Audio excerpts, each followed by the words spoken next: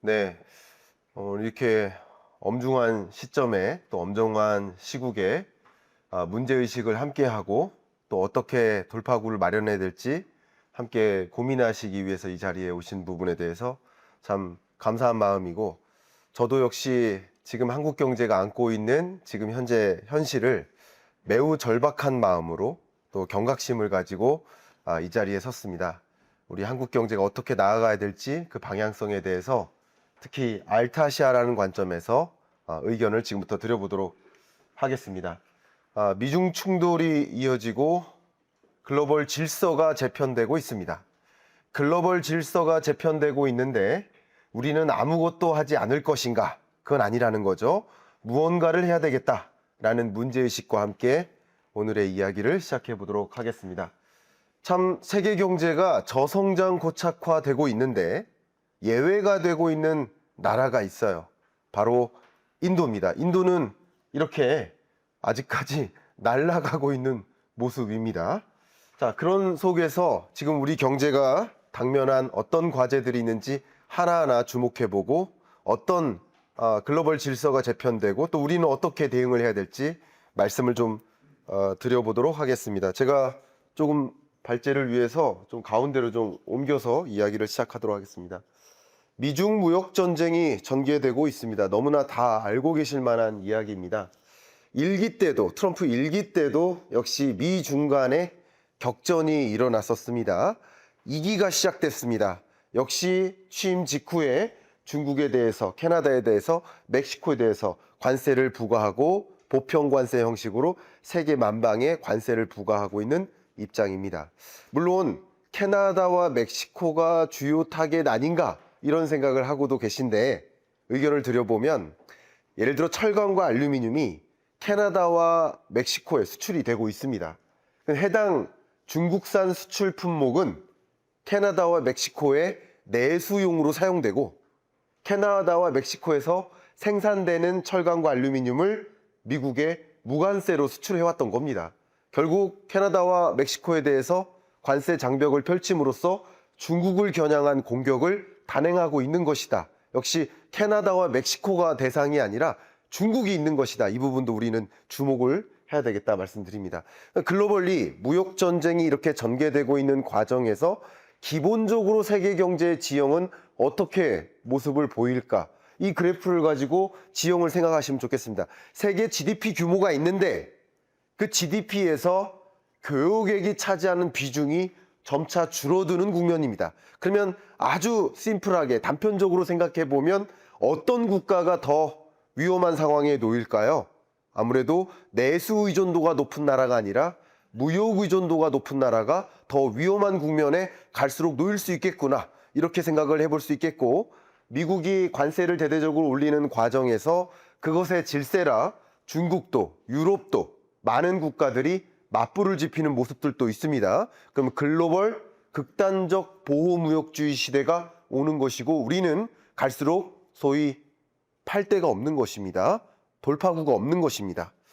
이런 와중에 이미 1기 때부터 많은 기업들은 중국에서 생산해서 미국에 수출하는 그 경영 방식, 수출 모델은 한계가 있겠구나 하면서 차이나 엑소더스, 중국을 떠나는 기업들의 행보가 대대적으로 이어지고 있었습니다. 정말 많은 글로벌 기업들이 이미부터 중국을 떠나거나 공장을 이전하거나 혹은 다른 공장들이 있다면 중국 내 생산 의존도를 줄이고 다른 나라에 대한 생산 의존도를 높이는 이런 방식의 차이나 엑소더스 현상이 일어나고 있었습니다. 그걸 여실히 증명해 주는 것이 GDP 대비 FDI 순 유입액의 비율입니다. 보시는 것처럼 중국의 경우 그 비율이 점차 줄어들고 있고요. 반면에 인도의 경우에는 GDP 대비 FDI 순 유입액의 비율이 점증적으로 올라가고 있습니다.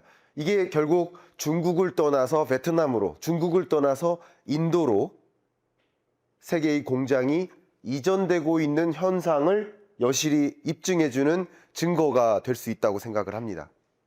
이런 과정에서 중국을 대체할 아시아 신흥국으로 눈길이 쏠리는 겁니다. 중국을 대체할 아시아 신흥국, 그게 바로 알타시아죠. 얼터너티브 에이시안 서플라이 체인.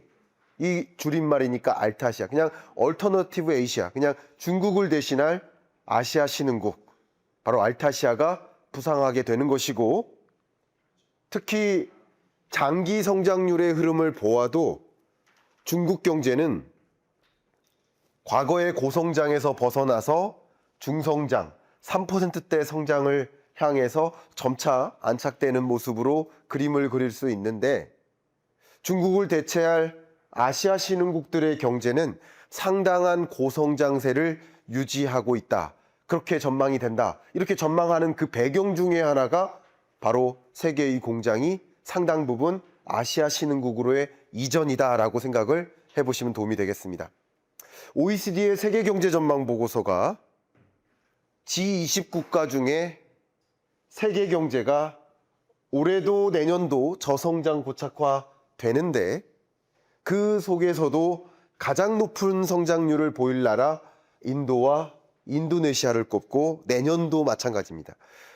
마침 어제 저녁 7시에 OECD 경제 전망 보고서가 또 발표가 됐고, 그 G20 국가 중에 가장 높은 성장률을 보일 나라, 그러니까 미중 무역 전쟁이 반영된 전망치겠죠. 그 전망치에도 올해 인도는 6.4, 내년은 6.6%로 세계 그 어떤 나라보다 고성장세를 유지하는 모습. 인도네시아도 올해 4.9, 내년 5.0%로 이 숫자를 애우고 있는 것도 특이하네요. 그만큼 눈에 보이게 세계적으로 저성장이 고착화되고 세계 경제 성장률을 하향 조정하고, 멕시코는 마이너스로 경제 위기가 올 거라고 전망을 하고, 캐나다 성장률도 대대적인 조정을 하고, 한국 경제조차도 0.6%포인트를 하향 조정하는 이런 전망치에 발표가 됐었는데, 근데 그 속에서도 인도, 인도네시아, 주요 아시아 신흥국, 알타시아 국가들은 고성장세를 유지하는구나. 그 이유는 무엇일까? 글로벌 공급망의 재편임을 우리는 이해해야 되겠다. 아시아 개발은행에서 발표한 아시아 주요국들의 성장률을 보면요, 제가 좀 보기 어려우실 수 있으니까 좀 쉽게 말씀드리겠습니다. 이 점선이 2010년대 성장률입니다. 그리고 23, 24, 25년 성장률이 이렇게 나옵니다. 그런데 중국은 2010년대 성장률을 유지하지 못한 채 저성장화된다라는 설명을 하고 있고요. 반면 중국을 제외할 그 밖의 나머지 신흥국들을 보면 오히려 2010년대보다 높은 성장률을 보이고 있다. 2010년대보다 높은 성장률을 유지한다.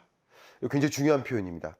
세계 경제가 유럽, 북미, 아프리카 여러 지역 통틀어서 저성장 고착화되고 있는 것이 눈에 띄게 확연하게 나타나고 있는데, 이 아시아 신흥국들은 오히려 종전보다 높은 성장률을 유지한다. 그 배경에는 역시 이 글로벌 공급망의 재편, 세계의 공장의 이동이라고 의견을 좀 드려보도록 하겠습니다. 이런 속에서 방금 말씀드렸던 이 알타시아 국가들을 타겟으로 보면 역시 대부분 2024년보다도 25년 성장률이 대부분 높게 전망되고 있을 만큼, 이런 무역 전쟁 속에서 역시 정말 어두운 어떤 그림 속에서 또 솟아날 구멍이 있구나, 뭔가 그 속에서 기회가 있구나 하는 것을 관측해 볼 만한 그 국제기구나 주요 기관들의 전망치들이 우세합니다. 이 속에서 잠깐 인도 이야기를 더 초점을 맞춰 보겠습니다. 제가 많은 대중분들께 투자 관점에서도 이런 질문에 대한 답변을 좀 찾아보셔라 이렇게 말씀드려요. 어떤 질문이냐면, 제2의 중국은 누굴까? 제2의 중국은 누가 될까? 제2의 세계의 공장은 누가 될까? 그 질문에 대한 답변을 스스로 찾아보셔라, 이런 말씀을 많이 드려요. 정말 많은 기업들에서 경영전략회의에 참석하고 있지만 그런 관점에서 경영전략의 방향성을 잡으셔라 라고 의견을 계속 드려왔습니다. 이미 인도의 인구는 중국의 인구를 초과했고요. 중국 인구는 줄어들기 시작했습니다. 2020년부터 고령화가 시작됐습니다. 근데 인도의 인구는 아직도 젊은 국가로서 생산 연령 인구가 폭발적으로 늘어나고 있는 그런 국면입니다. 장기적으로 보아도 세계의 인구 구조 변화를 보면 이제 인도와 중국은 상당한 격차를 보이며 그 순위를 이제 더 이상 순위를 두고 싸울 수가 없는 그런 확연히 인구 구조 면에서도 인도가 상당히 강한 흐름을 보일 것으로 전망을 하고 있습니다. 공통된 국제 기구들의 전망이라고 제가 강조하겠습니다. 자, 이 속에서 기회를 좀 찾아야겠는데 제가 종종 퀴즈를 드려요. 인도가 세계 GDP에서 몇 위 정도 됩니까? 이렇게 질문을 많이 합니다. 근데 지금 현재 5위입니다. 제가 퀴즈 한번 또 드리겠습니다. 바로 위에 있는 독일과 일본은 경제 성장률이 작년 마이너스, 올해 1%, 뭐 내년 제로 성장 이런 흐름입니다. 근데 인도는 6, 7% 성장하죠. 그러면 결국 인도의 GDP가 이 두 개 국가를 추월할까요? 안 할까요? 추월하겠죠. IMF의 전망에 따르면 언제쯤, 퀴즈입니다. 언제쯤 인도가 3위 자리로 도약할까요? 언제쯤? 지금 보여드린 자료는 29년 기준이니까 29년 이전입니다. 언제일까요? IMF 기준으로는 2027년이 되면 인도가 GDP 3위국으로 도약한다라고 전망하고 있습니다. 이거 모든 국제기구의 공통된 전망입니다. 자, 그러면 제가 이 속에서 무슨 말씀을 드리냐면 예를 들면 제가 아직도 너무나 기억이 많이 나서 농심그룹의 경영전략회의 갔다가 이 주제로 이야기를 하다가 강조했습니다.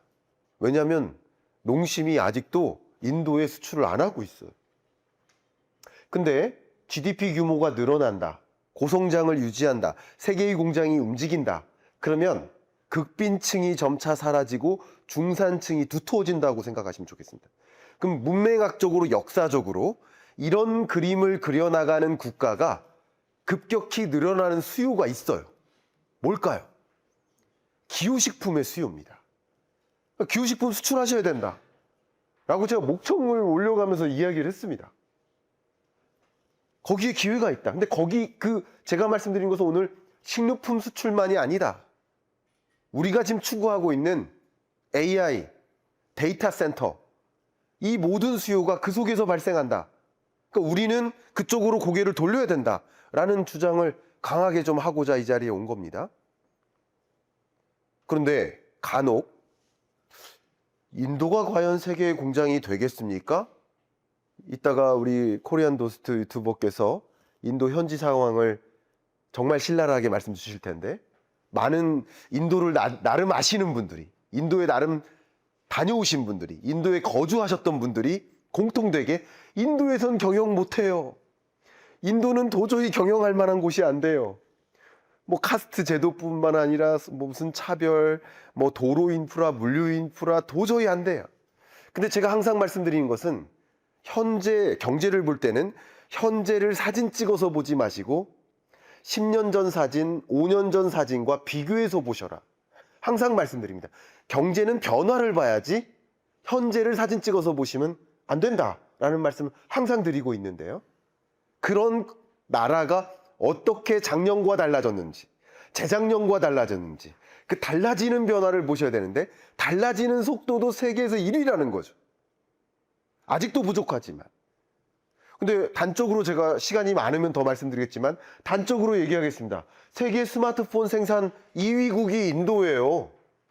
중국 다음 가장 많은 스마트폰을 인도에서 생산하고 있어요. 어떻게 인도에서 기업 경영이 안 됩니까? 어떻게 인도에서 제조가 안 됩니까? 정말 많은 기업들이 인도로 이동하고 있는데요. 제 반도체 설비 투자, 반도체 설계 회사들 많이 만나서 얘기합니다. 인도로 몰려가고 있습니다. 인도에 공장 짓고 있습니다. 인프라 건설 엄청나게 들어가고 있습니다. 아까 보여드렸던 해외 직접 투자의 유의액을 가지고 우리는 확인할 수 있습니다. 그 증거를 확인했습니다. 지금 현재를 보지 마시고 변화, 개연성을 보셔라.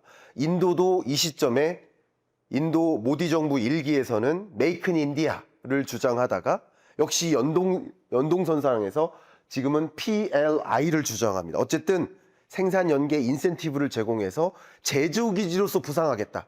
중국을 대체할 제조기지로서 부상하겠다. 그게 인도의 국가 전략입니다. 그러니까 지금 부족한 부분들이 분명히 있어요. 그걸 논의하는 것도 매우 중요합니다. 다만 그 부족한 부분들을 예를 들어 노동법이 굉장히 열악하죠. 그 속에서 어떻게 기업 경영합니까? 어떻게 인력 채용합니까? 라고 부정적으로 보시기보다 그 노동법의 변화 여정을 보셔야 되겠다라는 것을 좀 강조해서 말씀드리고자 합니다. 자, 이제 마무리 말씀드리겠습니다. 이런 세계 지형의 변화 속에 한국 경제는 어디로 가야 하는가? 제가 구체적으로 하나하나 설명드리기보다 그냥 이 그래프 보여드리면 더 이상 추가적인 설명이 필요하지 않을 것 같습니다.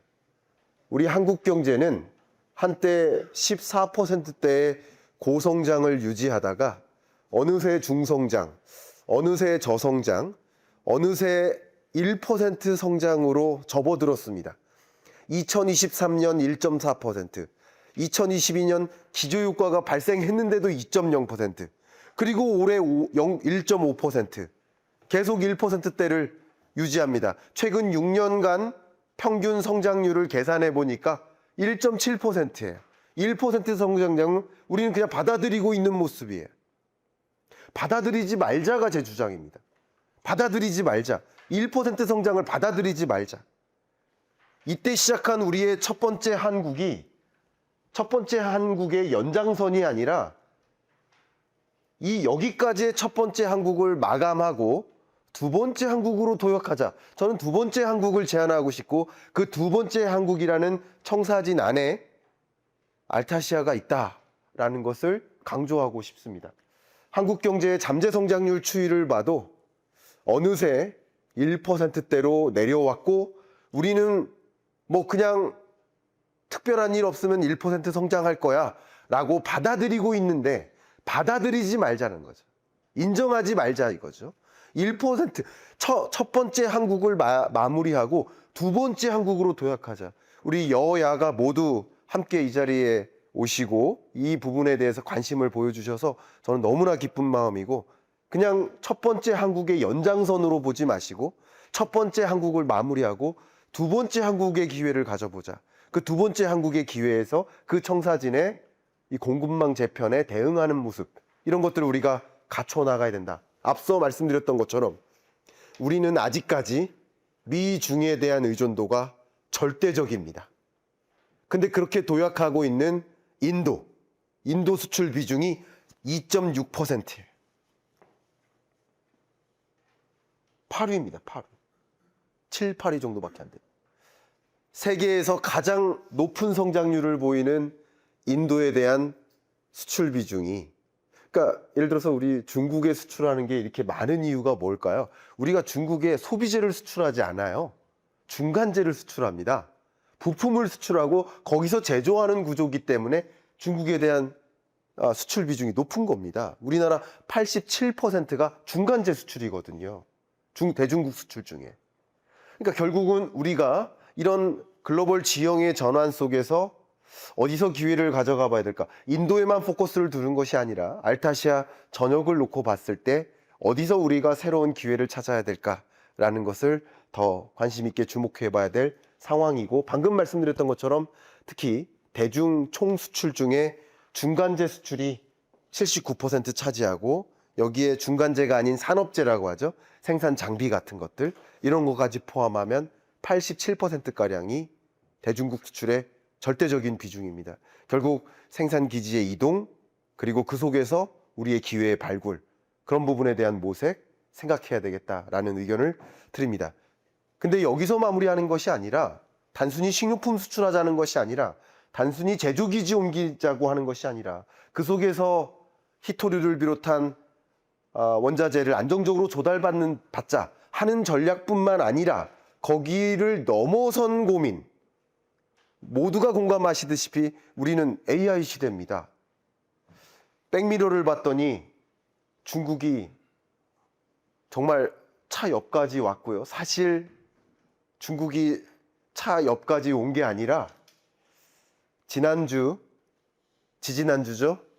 키스텝의 보고서에 따르면 철강, 조선, 자동차 다 이미 한국을 넘어섰고요. 2차 전지, 전기차 이미 한국을 다 넘어섰습니다. 우리에게 정말 이거 없으면 안 된다 할 만한 산업, 반도체는 어떨까? 기초 역량 분야에서 보시면 메모리 부문, 시스템 반도체 영역, 장비 영역 전반을 거쳐서 이미 중국에 추월당했습니다. 사실 내일자 칼럼으로 그 칼럼이 실릴 텐데 중국산을 재정의할 필요가 있다라고 제가 의견을 드렸어요. 중국산 하면 저가의 저품질. 아닙니다. 중국산은 더 이상 저가의 저품질이 아닙니다. 이렇게 중국이 추격하고 있는 가운데 우리는 어디서 돌파구를 마련할까? 어디를 겨냥해서 우리의 새로운 활로를, 수출 활로와 또 생산 공정과 소비재 수출과 서비스 수출의 기회를 찾아갈까? 이른바 AI 고속도로를 우리가 주창하고 있는데 제가 3월 초에 스페인의 MWC 박람회를 갔다가 직접 찍은 사진입니다.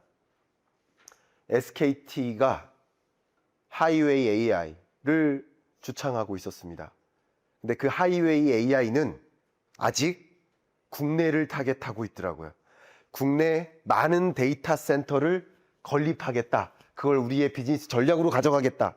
근데 이게 한국 국내에서 시범 사업적으로 시행하는 건 좋지만 거기서 머무르는 것이 아니라 알타시아에서 부상할 엄청나게 많은 AI 혹은 디지털 경제의 인프라, 데이터 센터 보급을 우리의 것으로 가져야겠다. 그게 AI 고속도로의 우리의 방향성 아닌가. 그 AI 고속도로를 한국에만 까는 것이 아니라 알타시아로 진출하는 기회를 가져가야 되지 않을까. 오늘은 이 포럼의 첫 번째고 그리고 첫 기조발제이기 때문에 길게 디테일하게 하나하나의 안건들을 의견드리기보다 전체적인 이런 기조를 여러분께 말씀드리고 그 속에서 우리는 기회를 찾아 나가야 되겠다라는 의견 드리면서 마무리하도록 하겠습니다. 감사합니다.